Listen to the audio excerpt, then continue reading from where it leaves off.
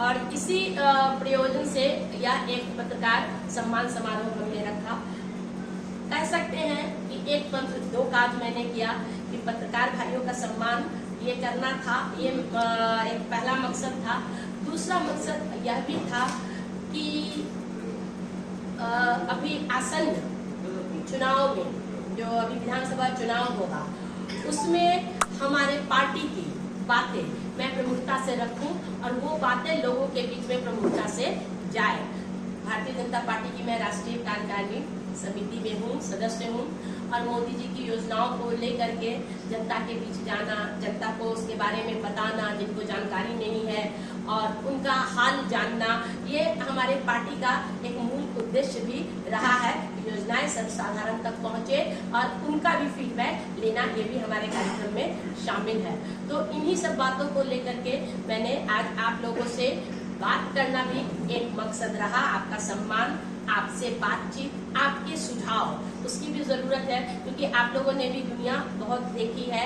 हर तरह का जो कार्यक्रम है उसमें आप जाते हैं, कवरेज देते हैं, तो आपका भी क्या सुझाव हो सकता है कि हमारी पार्टी और बेहतर कर सके।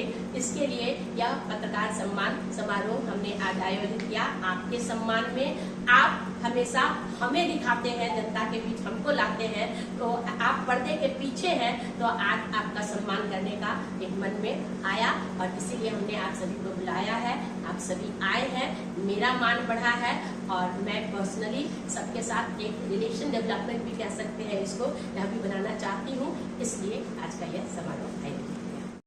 आज बताया जाए कि आज जो है पत्रकार मिलन समारोह क्यों किए हैं, बताएं।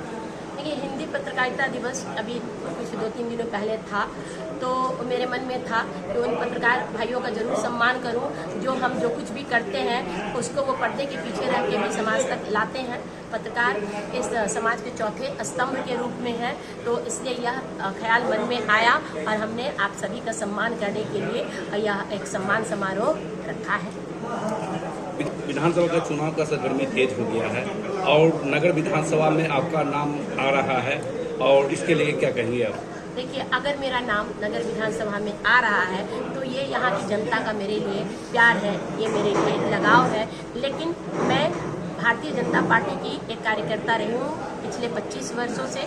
चाहती हूँ कि मैं चुनाव लरूं, लेकिन जो शीर्ष नेतृत्व का फैसला होगा मैं उसका पूरी तरह से पालन करूंगी। अगर वो मुझे टिकट देती है तो मैं पूरी जी जान से लगूंगी, वो मुझे टिकट नहीं भी देती है तो भी मैं जी जान से लगूंगी जिसको भी वो टिकट देगी।